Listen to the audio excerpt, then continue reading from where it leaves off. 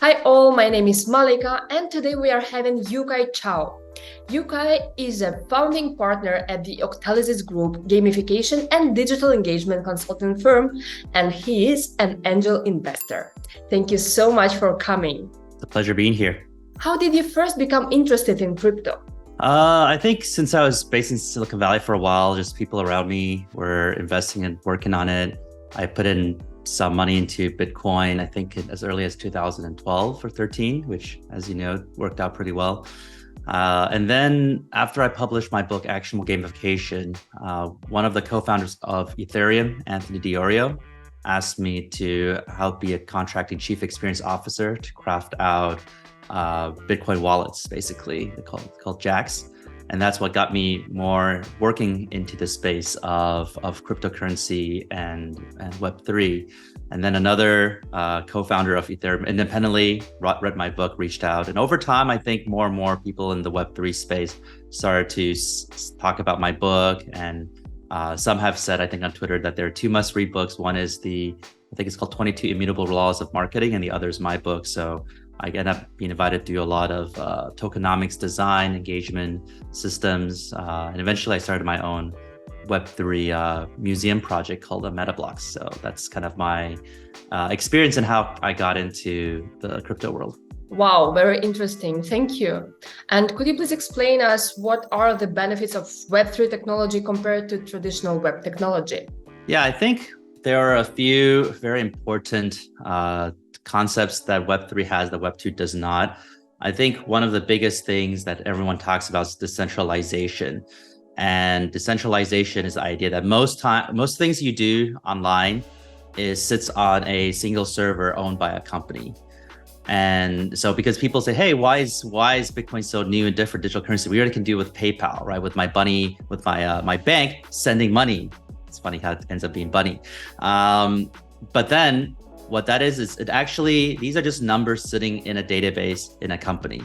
And that database is more prone to attack. The company could shut it down. Anything living in like a Vimeo, YouTube, Google Drive, Google Photos, Google could shut that down anytime they want. So the thing with Web3 and blockchain technology is that it's not owned by one company. It's a network of computers working together to verify this. So you don't need a centralized agent to handle this. And usually they're the ones that set the policies and charge money. So I think that's one of the big things, which is decentralization, which gives a layer of security, transparency, because all these computers that are processing the information needs to publicly show what they're processing and what they're doing. And also, then it's the idea of permanent ownership, because like I said, anything you own, whether it's in a game or in a bank or whatnot, it sits in the government, in the company's servers, and they can do anything they want. They can freeze your money, they can stop it, the government can say, no, you have to give it all to me because we don't like what this person is saying. Whereas a decentralized blockchain project where it's not owned by a single company, so you truly have that ownership. No one can forcibly take it away from you unless there's big change the whole network agrees with. And so you have that. And this is important because some games you spend a lot of money, you pay and you get some digital characters. Now this company could die and then all the things the money you spend is gone, all these characters. But if you get blockchain-based characters and digital currency, that at least still lives in the wallet that you own. And 20 years later, potentially another company says, hey, all those digital characters from this game from 20 years ago, we create a new game that you can use. And so it's always there. It might not always be valid and useful, but at least you own it and it can't be forcefully taken away. So I think those are some of the biggest and most exciting. One last thing that I want to add is the interoperability opportunity, which is because most systems sit on their independent companies and silos, they cannot communicate with each other or transfer to each other. So the idea of blockchain technology is if it's on the same chain or through bridges in the future, assets on one platform can move to another platform. The things you earn in one platform, their reputation, your avatars, your characters, all these things, when you move to another game, another platform, it could still be recognized and honored. Either your items are still working or your status or your little angel wings on your avatar. So because not only you have permanent ownership, you have interoperability taken it to different places. And I think those are just things that it would be impossible for Web2 to do. And that's why so many people are excited about it. Yeah, thank you so much, Yu Kai. And what advice do you have for companies looking to adopt Web3 technology? I think they really need to understand Web3 well. And again, the advantage I talked about, they need to really understand how they're going to use the advantage, because there are a lot of bad reasons to jump into any new technology. I think a lot of companies went to Web3 because they think it's the hot thing. And then they hear on the news, people spending a lot of money, exuberant amount of money to do things in Web3. So they don't understand why this technology is used for, how it can benefit their value proposition. They just start chasing hype and chasing the terms, which means that they don't offer compelling solutions that move the world forward. They just slap on this Web3 term and they have some kind of blockchain angle, but ultimately it's not really creating value. And so it kind of falls apart in the long term. I think another thing that most companies have to recognize is because of all this stuff that's going on, and because it's a good technology, people who are bad players also jump in alongside good players. Just like email is good technology, so you have a lot of scammers and spammers using it alongside very good people. Blockchain is good technology, so there's a lot of greed-driven people from both sides, from the companies or the offer side, and also from the consumer side, that's making it very, very kind of noisy. And that's why the industry is prone to a lot of up cycles and down cycles. So you have to be kind of aware of the up cycle, down cycle, because it tends to affect you a bit. And then also there's sometimes a reputation aspect you have to be concerned about, because a lot of times the bad players will temporarily create a negative name for the industry, and then that could affect you in the short term. Now, over time, I think this will all be worked out. Just like Bitcoin, and if you remember the very early days, Bitcoin, the reputation was just that it was used to buy illegal items, right? It was just for underground society to buy illegal drugs and weapons. But now I don't think anyone, when they think about Bitcoin, they think about that. So if you're a good technology that offers value, over time, this will smooth out. And if you're there early on, that means you're entrenched in a good position, you grow, and you're the most foundational company out there. But you just have to be aware that this is something you might hit in the short run. Yeah, thank you so much. And what are some common misunderstandings about crypto and Web3? I think there's quite a lot. I think the biggest misunderstanding is that it exists to take you to the moon, make you rich in 3-4 months. That's not the case. So crypto has its level of efficiency from a person-to-person basis, which means that before, if you want to fundraise, you had to go to big institutions. You have to do things that require a lot of effort.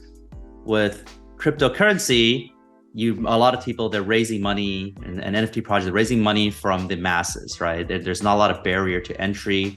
There's not a lot of barrier to invest, nor soliciting investment, or basically bidding on how much the price should be. And again, because there's all this market efficiency, people do jump in and they think, oh, we're making a lot of money from this. But just keep in mind, every dollar, because this is the market, right? It's not necessarily, this is speculation. It's not true value necessarily being created when people are trading it. It's whenever you make money, that means someone else is losing that money, right? If you buy at a very high point and you sell low, you're like, oh, this whole thing's a scam, and this will never make. Well, someone made a lot of money because you bought very high and someone bought low before that. So you're really just exchanging money around between people. So it is a financial tool that you can transfer money with, but it isn't this magical bean that just becomes a beanstalk and becomes infinitely valuable. It literally means that someone else is valuing the same thing on your hand more. Because of speculation. So I think that's very important to understand and realize. The other thing that a lot of misconceptions are what people talk about in terms of transparency and privacy, because some people say, oh, we want to use cryptocurrency because there's all this privacy, and then there's also all this transparency, and it sounds like it contradicts each other. And basically what people don't know is that the transparency is in the public information about all the trades going on. But it's all anonymous unless you decide to give out that information, like who that person is. So the privacy is no one knows who these wallets belong to, what they're like, who, and even though they're doing activities, what's going on. So people look at a bunch of public wallets like, wow, that's a whale wallet, but we don't know who owns it. And so that's why there's transparency. We know if weird things are happening, but there's also this level of privacy where, you really don't know, like no bank or government, at least most of they have like some ways to potentially like poke into that if the data trail is not done well, but at least it's not available for them to just say, hey, look, it's these 50 people who made these trades, and that's what's happening. That's why so far no one really knows who the Bitcoin founder is right now, right? If we just know that he owns one of the biggest wallets that has all these Bitcoin, and to this person, obviously one of the most interesting person in this space, but still was able to maintain his privacy. Like no one knows who that person, they can't bother him or anything. So I think that's a two-sided misconception that is useful to clarify. Thank you.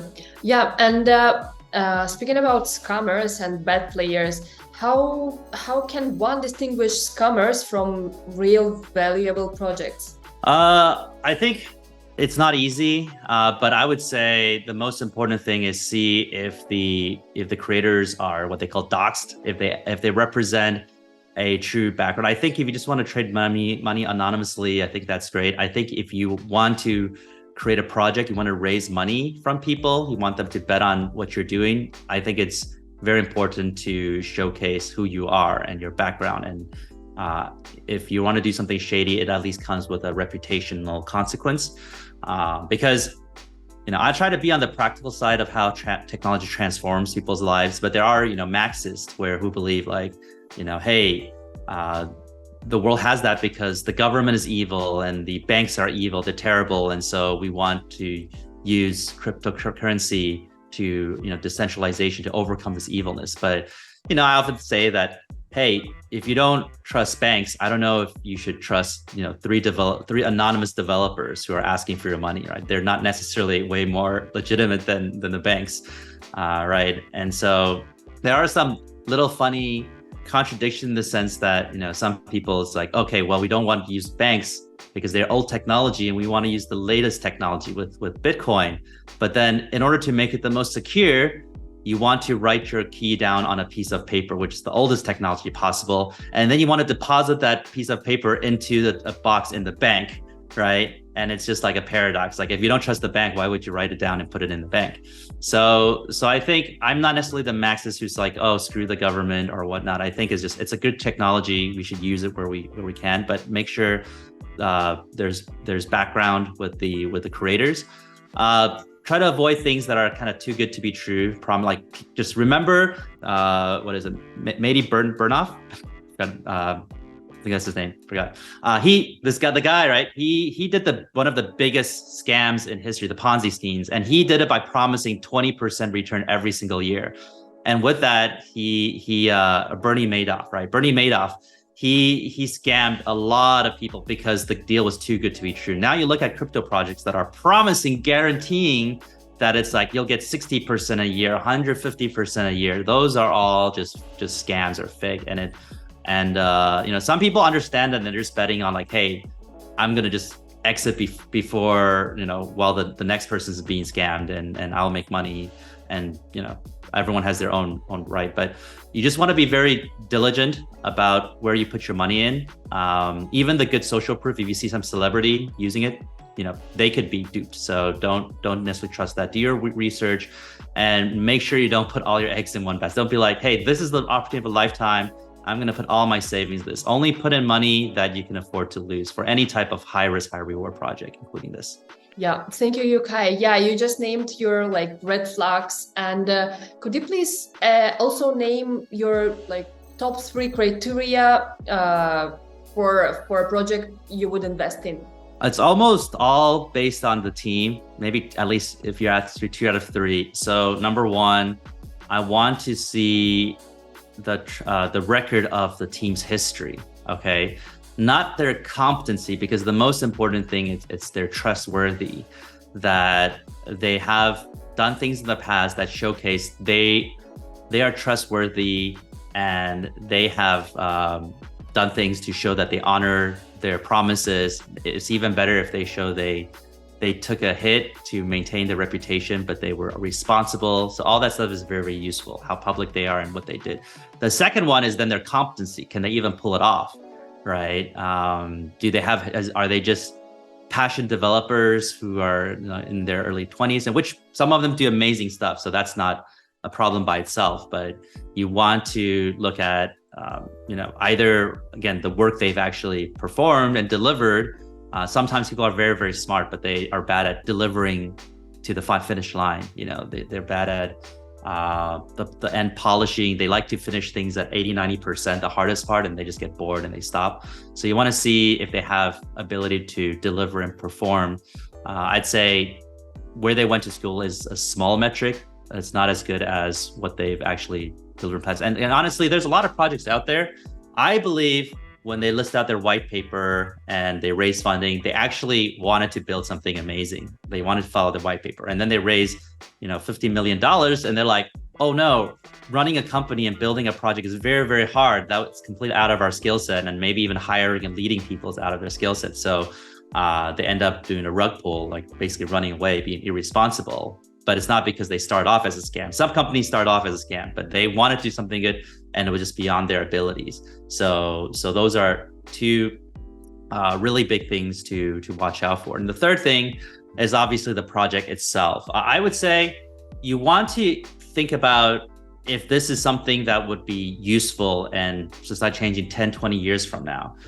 If it's just like, hey, this is based on a joke, right? It's something funny. You would know that, hey, maybe for the next 3 to 6 months, it's a lot of speculation depending on how funny the joke is and how long, or this little mini game, right? But we know that most jokes, memes, and mini games don't last for 10, 20 years. And so if you know they're going to be gone 10 years later, just don't touch it. Unless you like to gamble, but don't put in too much, right? If you actually want to be an investor, then you think, okay, this project is actually going to make society better 10 years, 20 years from now. And you can still exit in 6 months or 1 year if you want, but at least you want to bet that it has foundational value and growth and it makes society better. So those are the three things I look for. Thank you. Yeah, but speaking about the team, like you mentioned that they have to be trustworthy. But in this case, you don't give a chance to new young projects and young founders, unknown founders. I'm gonna say that those who need advice from us are people who should listen to this advice. Those who are very advanced, they know the risk they're taking, they can study white papers and do their own diligence. They probably don't need to listen to this advice, right? So I'm giving a blank out there saying, if you're listening to podcasts, listening to what to do, how to be an investor, I would say start with the safer companies, the ones that you can verify. But if you're advanced, you're confident, you know how to control your risks, then find the unproven teams who are dreaming big, because sometimes they do change the world, right? The co-founder or the creator of Ethereum is literally just like that. So I'm not saying that's impossible to do. I'm just saying you want to be very careful about how you risk your money, especially if you're relatively new in this space. I'll say that I'm not going to say the team and names because they are huge, but there's a very, very ubiquitous, popular project that almost everyone in the crypto space is using. What I learned is 5 out of the 6 co-founders have criminal backgrounds in the past. So I don't trust that project. And as long as that project is still making money, I trust that they'll keep the money machine going. But I think if something kind of falls apart, I don't believe for a single second that they're going to stand there and be responsible. They're just going to take the money and run. So, but it is unfortunate there because they're very well established. Yeah, thank you, Yu Kai. Fair enough. And could you please name the key challenges you face when working on Web3 projects? I'll say that what a lot of people don't expect when things go from Web 2 to Web 3 is the scale difficulty. And it could just be because right now there's not enough tools and infrastructure. But we talk about the benefits of decentralization, but it also has cost because decentralization generally is less efficient. Because if it's a single server, they process everything, could be fast, it's easy to scale, a little easier to scale. When it's decentralized, that means all these computers have to agree. There could be some speed issues depending on what network you're on. And a lot of times, if you have governance tokens, people have to vote on every step. It's basically the pros and cons of democracy, right? Democracy, everyone is empowered with a vote, but then things are very inefficient. Most of the energy is spent on infighting, pulling votes, and doing favors.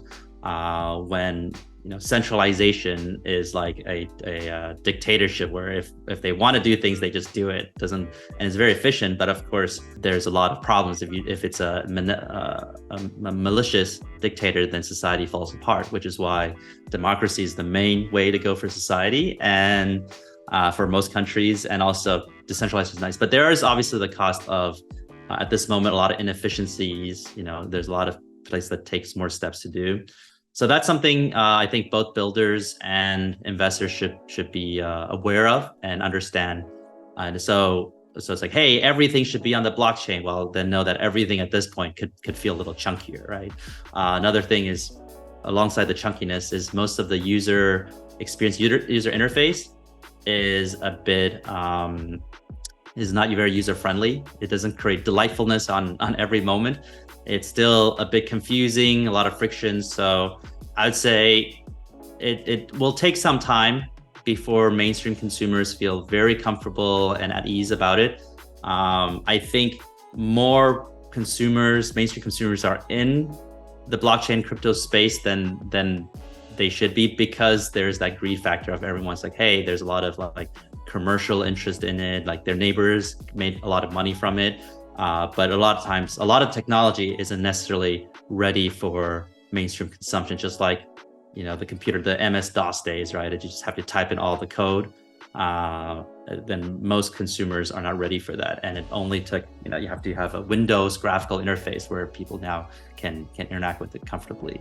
So I think that's another thing to watch out for. And I think the challenge is, I think I mentioned earlier, it's just a lot of booms and busts based on the environment. So sometimes the project is the best project ever, it has the best team, it's set up for success, but then you have an FTX happen, right? And then suddenly every project in the space is losing momentum and funding and whatnot. And so you as an investor at that time could suffer, especially with your liquidity. So some companies just die, so you lose all your money. Some companies don't die, they raised enough, they're strong, they execute well, but it just means for the next 12 months they can't execute what they plan to do, and that means you might have a liquidity issue. So I think those are some challenges you have as an investor and sometimes builder of Web3 projects. Thank you, Yu Kai. And what do you think is the biggest risk facing the Web3 ecosystem in the next few years? I think the biggest risk is that there's too many large institutions that, again, are overcharged with this greed factor, and they interdepend on each other. So you have an FT, you have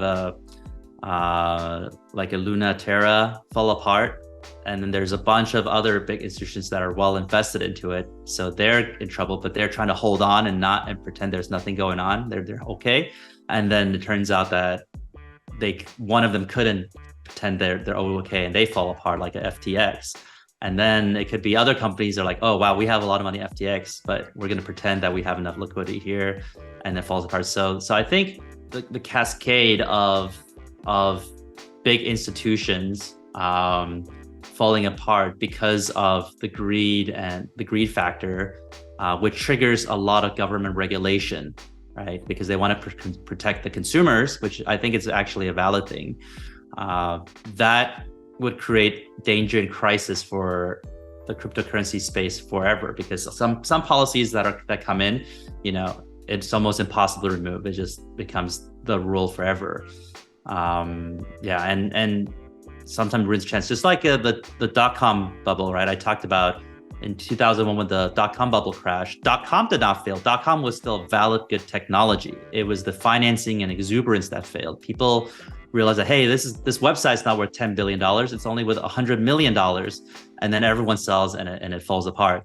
But if you think about it, it's already amazing that a website is worth $100 million to begin with. And and over time, the ones that survive, right, the .coms became extremely valuable. Like nowadays, some of the most valuable assets in the world are .coms. So just because there's a .com bubble doesn't mean .coms were useless. It meant it was overhyped with the financing. So same thing here. There are lots of projects, I think, if you just gave them their organic way to grow, they would do amazing. They would become very, very valuable in the future. But then sometimes there's exuberance of overfunding it by 100 times. And then when people realize, hey, it's not really worth this much, and they dump it and this company dies and they never get their chance. So I think those are all the crisis leads to greed. So, if people learn how to control their greed, we have less crisis, but that's definitely more utopian than I would like. Thank you. And thank you so much for this chat, Yu Kai. It was such a pleasure, and have a great day. Thank you. Have a great day to you.